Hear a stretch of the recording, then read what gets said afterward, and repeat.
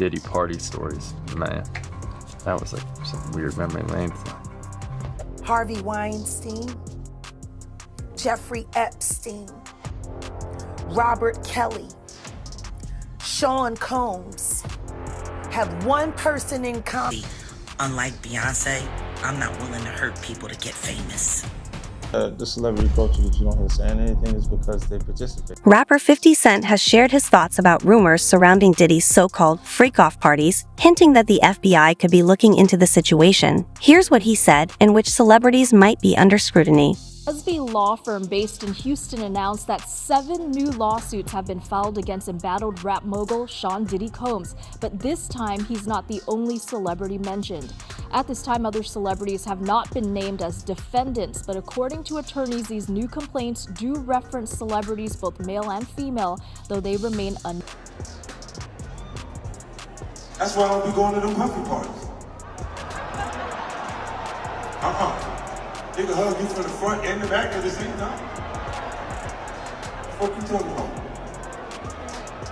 Look, if you're into that, I'm fine with it. To each his own. I'm just saying this ain't my mother kind of party. So listen, it's uncomfortable. I think I belong in the girls' bathroom. And like that is going on. In a 2018 interview on The Breakfast Club 50 Cent recounted his first meeting with Diddy, claiming he got the impression that Diddy was attempting to flirt with him. Now, Fifth, when you continuously call Puff gay, does that affect your relationships in Hollywood? I don't call him gay. I said, Let me read it, Fifth. Oh my God. Sorry I can no longer help you guys. Soon you will all be gay and happy. You are all now left under leadership of Puffy Daddy. Report to the nearest rainbow. Dinner Thieves in theaters January 19th. That's why he says things. He doesn't even know what he's saying is like fruity. You know what I'm saying? Like, he says something fabulous and he goes, but me and you, we ain't party. Like, we need to party. What is he talking about? That's the kind of stuff that when people say that to me, I get a little uncomfortable. I get uncomfortable. Like he said something to me one time, a long time ago, at Chris Lighty's wedding. He told me he'd take me shopping. I looked at him like, what'd you just say? Let me move, man, before I do something. You gonna make me mess up the wedding. Oh, that's a nice gesture. Let me get out of take me. That's what a guy says to a girl. 50 Cent alleges that it's an open secret in Hollywood and the music industry that Diddy was connected to Biggie's death and engaged in illegal activities at his parties. They caught a bullet from somebody else, and that happens to us all the time. They caught a bullet that was for somebody else. You know, that's what happened to Biggie. The first celebrity linked to these allegations was with Diddy during a time when he was reportedly involved in criminal activity. This person is said to have been a co-conspirator in a shooting that resulted in a fatality. On December 27, 1999, Nathana Rubin was at Club New York in Manhattan when Diddy arrived with Jennifer Lopez. Witnesses claim that during the evening, Diddy and Lopez got into an argument with an alleged dealer, and Diddy reportedly pulled out a gun. Right? Yeah. I know He did it. You've been heavy on social media talking about it. He did it. And I'm the only one who's been vocal about this long before it actually. Oh, you've been saying this for a long time now, and then no one was, they're just, why is he saying this? And now it's coming out like crazy. I mean, But I also didn't participate. I also didn't go to those parties. Yeah. So a lot of the celebrity culture that you don't hear saying anything is because they participated to a degree. Was there a reason you never went to those parties back in the day? Obviously, I know what was going on there, but is there a reason you never did? I'm just not with all that freaky shit. Like all of the stuff that he's doing, I'm not into that type of stuff. I'm just a little more, maybe you could say basic or normal. After the shooting, Diddy and Jennifer Lopez quickly left the scene. When police stopped them shortly after, Diddy was reportedly found carrying a stolen gun. Going on at the club. And this nurse leaned over and said, "Oh, mommy, that's you they're talking about? You saw J-Lo, mommy, what she had on? I'm dying, and this lady's asking me what was J-Lo wearing?" Do you see so I may come across as cantankerous with this thing. It's been contained. During this period, reports suggest that Jennifer Lopez was also connected to Diddy's alleged freak-off parties, where she is said to have participated in threesomes and orgies with other Hollywood figures while they were dating. Some claims even allege that Will Smith invited her to one of these events. Logical questioning to make sure that you're aware and that you have some level of reasoning. And he's like, "What's your name? How old are you? Can you tell me what happened?" And I said, Puffy me in my face. This man testified. I testified in the criminal trial. This man testified in the criminal trial. Diddy has publicly admitted that his freak-off parties involve illegal activities and even acknowledged that he could face arrest for what went on at these events. Jennifer Lopez had to do was marry a white boy, Oscar winner, for people to stop remembering that she had a gun in her pocketbook. She had gun residue on her hands the night that Natanya was at that club. For all we know, that bullet came from the gun that was in her hand. And not once has she spoken up for the betterment of that woman. Not once has she donated to her family or for her medical bills that she's still paying, or say something in her defense to stop Puffy from gaslighting her and trying to put hits out on her because he was afraid that maybe one day they would open the case and she still has the bullet fragments in her face. Like J-Lo has said nothing. Nothing. You really thought that just running off and marrying Ben Affleck was going to take you out of the Diddy downfall? But it saved her the first time, though, didn't it? Because as soon as that club was over and as soon as they finished interrogating her, when she sat there and cried like a baby, I don't want to go to jail. I don't want to go to jail. Benny Medina put her with that drunk white boy until she ran him off. Like, there are people sitting here screaming out at the toll that the atrocities that Sean Combs has done to their lives, and you're trying to avoid your part in the story or the fact that you never spoke up. You know, you want to tell people on the low and put it out there that the movie was enough, was about you getting away from Puffy, but you didn't think about the trail of girls that you left behind. What happens to Cassie if J-Lo had said something to Diddler back then? Would Cassie have ever been a victim? Answer me that. Because that situation happened in the late 90s. That situation happened before Aaliyah passed away, and Aaliyah passed away in 2001. He didn't get with Cassie until 2009, 15 years after he was with Jennifer. And she had to come forward about the that she suffered in a relationship with Sean Combs. Cassie would never have gone through what she's gone through. J-Lo being a stand bitch is Cassie not getting punted in a fucking hallway. Another surprising celebrity linked to Diddy is Ashton Kutcher. As one of Diddy's longtime friends, Kutcher reportedly became a regular at Diddy's famous all-white parties after the two met in the 2000s. Speaking of This love, is love. I saw a guy on the internet the other day who said he used to be your security guard, who said that when you were dating J-Lo, Will Smith and Jada tried to pick her up on a threesome and you were gonna beat up Will Smith. Is that true? Well, this show has gotten crazier since the last time No, it's all about love, though. That's not true. You really heard that? Nah. What? Yeah, I watched it on the internet. You're telling me I can't believe everything I read? What? I don't know what you're talking about. Jimmy, I thought we was friends. Where did this? In 2023, Ashton Kutcher and his wife, Mila Kunis, faced backlash for writing a letter supporting Danny Masterson after his sexual assault conviction. Now, with Kutcher's ties to Diddy coming under scrutiny, the situation looks even worse, especially in light of some of Kutcher's controversial past remarks. Parties are the hottest ticket around. They won't even give me a permit for the parties, man. They don't want me to throw the parties no more. But we ain't gonna stop. We gonna keep on having fun, bringing people together from all walks of life. You gonna hear about my party, they're gonna be shutting them down. They're gonna probably be arresting me, doing all types of crazy things just because we wanna have a good time.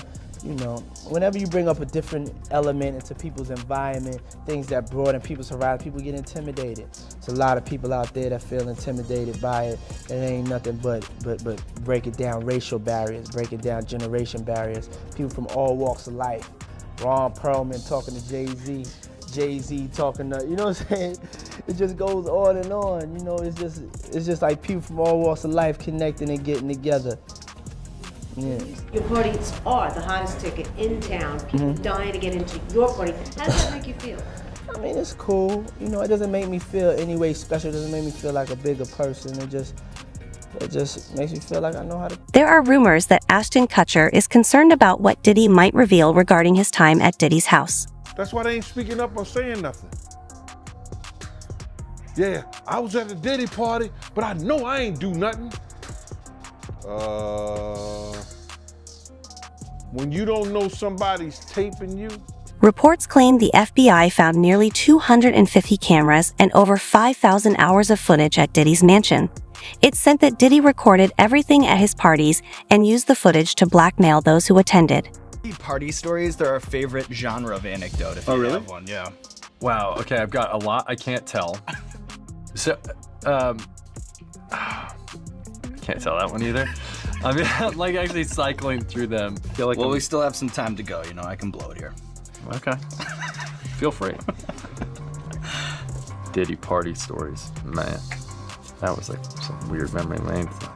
In a recent episode of Asterisk Uncensored with Piers Morgan Asterisk, Jaguar Wright, a former backup dancer for Jay-Z, spoke about the allegations surrounding Diddy's arrest.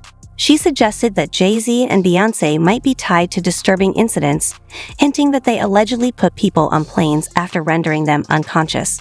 This comment seemed to reference rumors connecting them to Aaliyah's tragic death. And Ashton Kutcher and him they were real tight. One time, me, him, Ashton Kutcher went to a Nets game and we met Jay-Z there. You know what I'm saying? So they were close, they was cool. But you think Diddy would do something like that? Lie on other celebrities? Well, why would it have to be a lie? Because if he get caught in, he gonna be as truthful as possible. You understand? He's gonna give them enough information, whereas that it's gonna make him look like the choir boy. So, asking the Kutcher, he has a right to be kind of alarmed if he was doing things with Diddy. Remember they used to have that group called the what do they call it? The Brat Pack?